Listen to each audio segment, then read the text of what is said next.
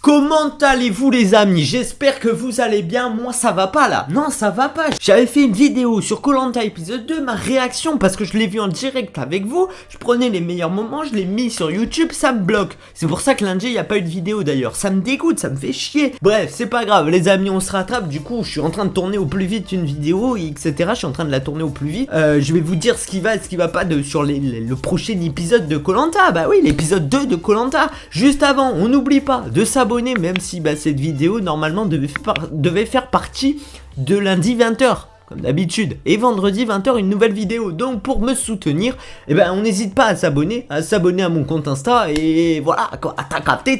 On va tout de suite analyser cet épisode. Ah bah oui, là très clairement surprise, choqué et vraiment déçu. Ah bah oui, choqué et déçu. Les amis, déjà ce deuxième épisode, moi j'attendais que les jeunes soient pourris. Oui, qu'il y ait un problème d'équipe, qu'il y ait aucune cohésion. Ils m'ont surpris ces putains de jeunes, ils m'ont fait du haut, ils m'ont monté de haut. Déjà, on a une Laetitia qui est un peu paumée, on va très clairement se le dire. Tu es paumée Laetitia, tu es perdue dans ta vie, j'ai juste l'impression de ça. Vous me dites si je me trompe, mais moi j'ai juste l'impression qu'elle est paumée, quand elle parle, quand elle dit des choses, mais c'est pas grave. On arrive, ils ont une première épreuve, vous avez capté, on a tous vu cette épreuve de bateau, de construire un radeau pour ensuite faire une épreuve. Bon, les jeunes, ils étaient à la ramasse complète, il y avait juste une seule personne qui faisait le bateau, c'est tout. Le reste était à la ramasse, c'est tellement qu'ils sont paumés, ils ont laissé un bon bout loin, quelqu'un, on s'en rappelle, Thomas, je crois que c'est Thomas, oui Thomas, il a regardé le bâton flotter, il a vu, il a rien dit d'autre, ils s'en battaient les couilles, ils s'en battaient la race, il est pas allé le chercher. Qu'est-ce qu'il y a dans leur tête? Je me demande franchement, dites-le moi dans les commentaires, qu'est-ce qui se passe? Ça, rien ne va dans cette équipe, rien ne va. Mais bon, malgré leur construction minable, Antonin donne des conseils. Oui, il donne des conseils de chef d'équipe incroyables. Même moi je le savais pas quand je l'ai vu, bravo. Il fait partager son expérience. Enfin, un genre de cohésion d'équipe. Si c'est peut-être pas trop tôt d'ailleurs, c'est peut-être enfin temps quoi. Bref, chez l'équipe rouge, on a très clairement des gens quoi. On a très clairement une équipe qui se concerte, une équipe qui essaye de faire, tout le monde essaye de faire, hop, ça se discute, on fait un plan directement sur le sable, etc. Bam, bam, bam, tout est fait, bravo les rouges, la cohésion d'équipe, elle est parfaite. Mais alors attendez, bon, bref, ils ont réussi à construire un bien mieux radeau, quoi, on va pas se le cacher, un bien meilleur radeau. C'est la première épreuve de confort. Vous connaissez mon soutien, je soutiens énormément les rouges. Il y a évidence, pour moi c'était évident, les rouges allaient gagner de toute façon, comment ils allaient composer, mais non! Mais bien sûr que non. Qu'est-ce qu'ils font? Ils se rentrent dedans. Mais qu'est-ce qui s'est passé dans leur tête? Genre, qu'est-ce qui s'est passé? Ils se rentrent dedans. Mais est-ce que vous trouvez ça normal? Ou soit ils passent, on leur dit entre les bouées, entre. Eh ben non, ils passent à l'extérieur des bouées. Évidemment les rouges. Qu'est-ce que vous ne comprenez pas? Il y en a qu'une seule qui donne le tempo. Il y a un, il rame dans l'autre sens, l'autre il rame dans l'autre côté du sens. Les amis, vous avez toujours fait esprit d'équipe. Pourquoi cet esprit d'équipe est perdu? Bon, bref, ils ont mis 3 plombs pour aller chercher 2 sacs. Les jeunes, oui, ils ont gagné beaucoup de temps. À un moment, c'était sûr, ils ont gagné du temps, ils ont réussi. Oui, évidemment. Bon, je vais pas les cacher, bravo aux jeunes. Ils ont gagné, oui. J'étais choqué au plus haut point. Puis attendez, je suis pas encore plus choqué que maintenant. Ça va pas arriver, c'est pas là, c'est pas à cet endroit précis. Je leur dis, bon, vous avez mangé du poisson, ça va, vous avez le feu, tranquille quoi. Vous avez Arnaud qui va pêcher du crabe le soir, enfin bref, tranquille quoi, tout va bien. Non, il y a une championne de MMA, championne du monde frérot, championne de MMA en professionnel, championne de tout. Waouh, dans quel monde on vit? C'est plus Koh-Lanta. Bien sûr, attention, elle est comme nous en survie. Mais par contre, aux épreuves, elle en met qu'une bouchée. Bref, vous avez capté. Bon, on sait que maintenant, les rouges sont dépités. Ils essayent de se concerter et tout. Ouais, on a assez peu discuté. Il te manquait juste les bras, je veux pas te le dire. Vous discutez bien, vous avez une coopération nickel. Mais en fait, c'est juste que il manque des bras. Les rouges, on voit quoi directement? Arnaud qui trouve le collier d'immunité Incroyable, merci Arnaud. Bon, Arnaud se sentait en danger, je vois pas de quel danger il parle. Mais ok, pourquoi pas.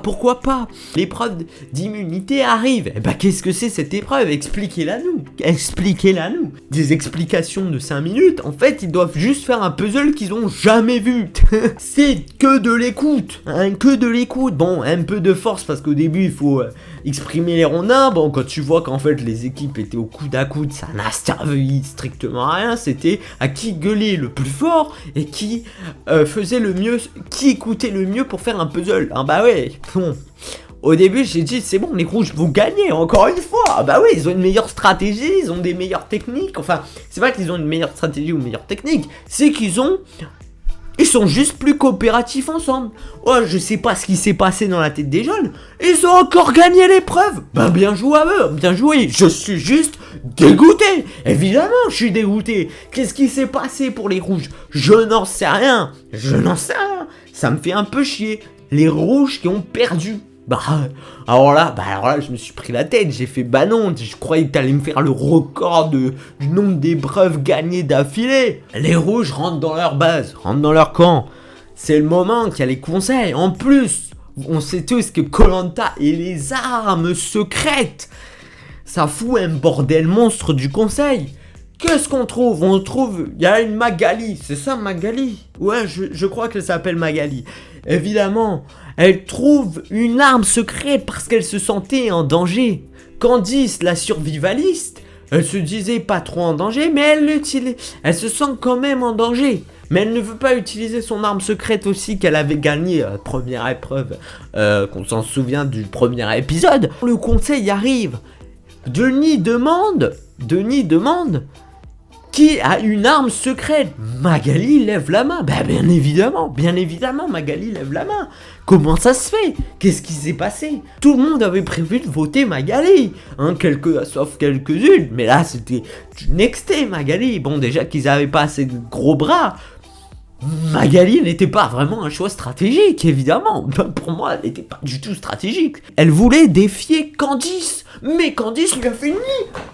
Elle lui a foutu un bras à Hervé. Bah oui. Ah non, pas Magali. Elle lui a foutu un bras à Hervé parce qu'elle a joué son arme secrète. Donc Hervé ne peut plus utiliser l'arme secrète qu'il a gagnée. Ah bah là, Hervé, il est dans la merde.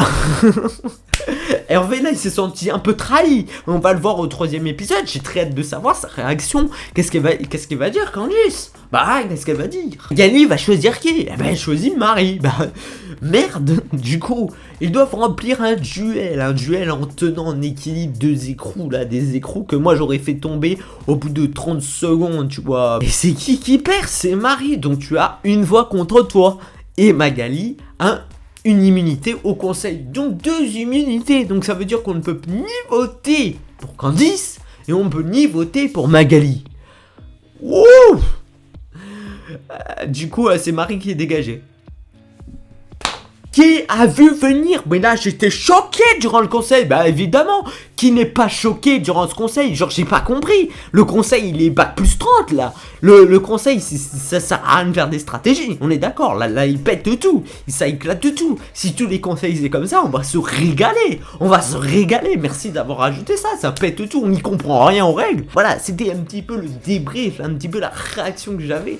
Du coup, je savais pas trop quoi faire. Si vous avez kiffé cette vidéo, eh ben, dites-moi dans les commentaires, etc. Mais j'avoue que je savais plus trop, du coup je l'ai fait un peu à l'improviste, etc. cette vidéo. En tout cas, si elle vous a plu, on n'hésite pas à s'abonner comme d'habitude et on va voir l'épisode 3 ensemble lundi 20h. Allez, ciao les gars, à bientôt.